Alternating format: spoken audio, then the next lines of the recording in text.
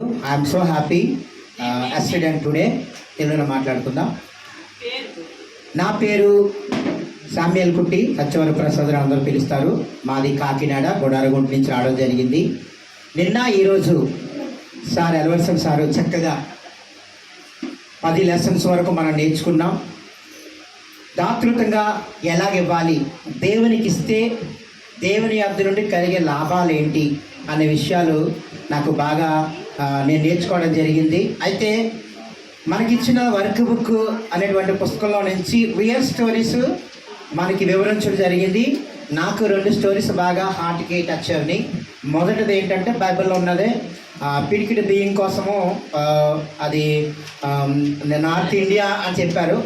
ఆ కొండ ప్రాంతంలో ఉన్నటువంటి వారు ఏ రీతిగా వారికి ఉన్నది పిడికిడి బియ్యము సువార్తకి ఎలాగైతే ఇచ్చారో వారిని దేవుడు ఎలాగో బ్లెస్ చేశారు అన్నది నేను నేర్చుకున్నాను. ఇక నుంచి చిన్నప్పుడైతే మేము అలాగా తీసేవారం, పెద్ద అయిన తర్వాత మళ్ళాగా ఆపేసాము. ఇప్పుడు మళ్ళా స్టార్ట్ చేసి ఇతరులకి మనకున్న దాంట్లో ఇవ్వాలని నేను నేర్చుకోవడం జరిగింది.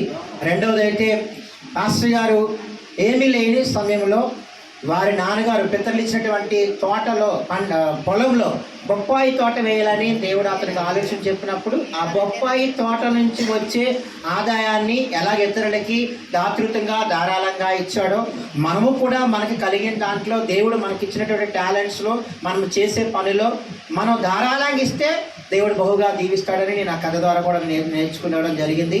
బైబిల్ ప్రకారంలో మరి పాపాత్ములైన స్త్రీ గురించి మంచి అతన్ని విందుకు పిలిచినప్పుడు దేవుని పూర్తిగా ఇవ్వకుండా, హృదయాన్ని ఇవ్వకుండా పైపైన తను తాను గనపరుచుకున్నాడే తప్ప మరి బైబిల్ ఉన్నటువంటి పాపాత్మురాల స్త్రీ తను తాను తగ్గించుకుని కన్నీటితో ఏ రీతిగా అయితే యేసయ్యను అభిషేకించిందో అనే విషయాలు చెప్పినప్పుడు నాకు చాలా మనసుకు బాగా తోచింది.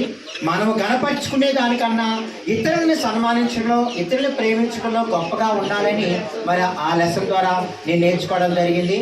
ఈరోజు లెసన్లో బ్రిడ్జ్ ఏ రీతిగా అయితే లేని కాలంలో వారికి ఉన్న టాలెంట్స్ని బట్టి ఏ రీతిగా అయితే బ్రిడ్జ్ను కట్టారో ఆ విషయాల్లో నేను నేర్చుకున్నాను. అంటే ఉన్న దాంట్లో మనం దేవునికి ఇస్తే ఎలా దేవుడు మనల్ని ఆశీర్వదిస్తాడో మనం నేర్చుకున్నాం. ఈ అన్ని విషయాలు నేర్చుకోవడం నాకు చాలా ఉంది. ముందు కూడా పరిచర్యలు చక్కగా వాడబడాలని ఆశపడుతూ ఈ నా మాటలు ముగిస్తున్నాను. Thank you. God bless you all.